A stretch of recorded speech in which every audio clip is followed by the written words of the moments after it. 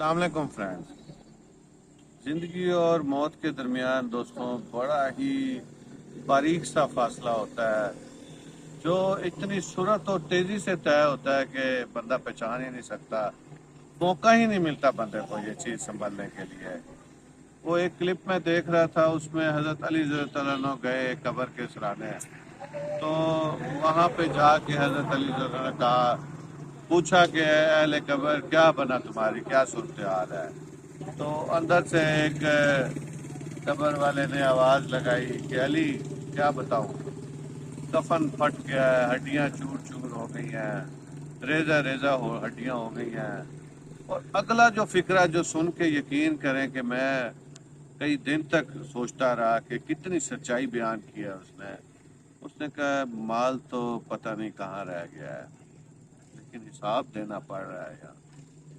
मैं फिर रिपीट करूंगा, मुर्दा बता रहा है कि माल तो पता नहीं कहाँ रह गया है, लेकिन यहाँ पर हिसाब देना पड़ रहा है।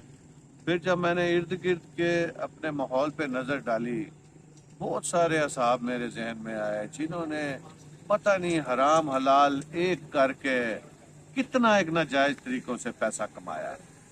कोई जायदादें बनाई, कोई चीज़ नहीं छोड़ी उन्होंने। मैं एक ऐसे साहब को भी जानता हूँ जो कि अपने हमसाए तक से रिश्वत लेने से बाज नहीं आए उससे। तो मुड़ के जब देखता हूँ, फोत हुए उनको 20-20 30-30 साल गुजर गया है, औलादें उनकी रुल गई हैं, पैसा बट गया है। कोई पैसा लेके अमेरिका चली गई औलाद, वो वहाँ पे क्या कर रही है उस पैसे के साथ किसी को कुछ पता नहीं है। मतलब एक दफ़ा मैं कब्रिस्तान गया अपने वाले साहब की कब्र पर, तो बड़े दिनों से मैं सोच रहा था कि कतबा लगवा दिया जाए, तो सुस्ती होती रही साल एक तक। फिर मैं कुछ और कब्रें देखी, बड़े साहिब माल इस्तेताब लोग थे, लेकिन आप यकीन करें कब्रें ढह गई हैं शोर की वजह से, कतबे ख़त्म हो गए हैं, पहचान नहीं आ रही कि कौन सी किसकी कब्र है। लेकिन औलाद बड़ी बड़ी गाड़ियों पे उस दिन कब्रिस्तान में आई हुई थी, लेकिन किसी औलाद के पास ये देखने का टाइम नहीं है कि चलो को थोड़ी सी इस डेयरी को सीधा करा दें, जिसका नाम कब्र है इस डेयरी को थोड़ा सा अरेंज करा दें, कोई कतबे गिर गए हैं थोड़ा सा कतबे ठीक करा दें। कोई करोड़ों रुपए तो लगने नहीं होते, क्योंकि उन लोगों ने जिंदगियों में अपनी कभी औलाद को ये चीज़ सिखाई नहीं थी कि बेटा जिंदगी में एक चीज़ मौत भी है। वो मौत असल में उनके अपने शेड्यूल का भी तो हिस्सा कभी नहीं थी। तो एक और था, वो एक कतबा सा लगता था, फेसबुक पे मैंने देखा एक बंदे ने अपने दादा की कब्र पे कतबा लगवाया, दादाजी आपका माल पैसा सब ने खाया, लेकिन आपकी कब्र पे कतबा आपके पोते खुरम खान ने लगवाया।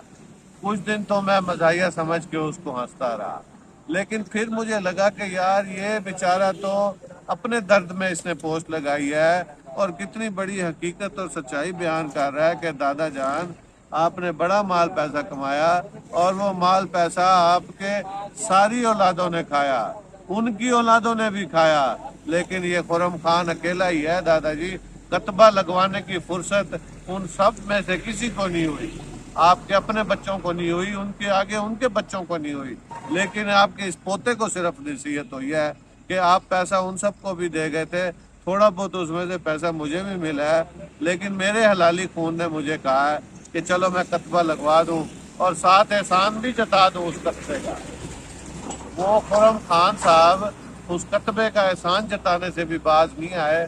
आप फिर दोबारा सुने और उसके बाद अपने बच्चों को भी नसीहत करें कि जनाब हम सब ने इस दुनिया से रुखसत हो जाना है, तो ये माल पैसे को ऐसे कामों में ना लगाना कि हम मरने के बाद जाके बस हिसाब ही देते फिरते रहे।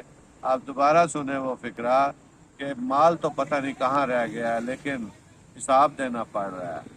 तो ज़िंदगी में जब भी आपके पास पैसा आए तो कंजूस ना बने, आपके पास इख्तियार और इक़्तिदार आए तो नमरूद ना बने, आपके पास अगर कोई महल आए तो शद्दाद ना बने। आप अपने आप को आजिज़ और हम्बल रखें और लोगों के जितना काम आ सकते हैं उतना काम आए, क्योंकि यही चीज़ें मरने के बाद काम आती हैं।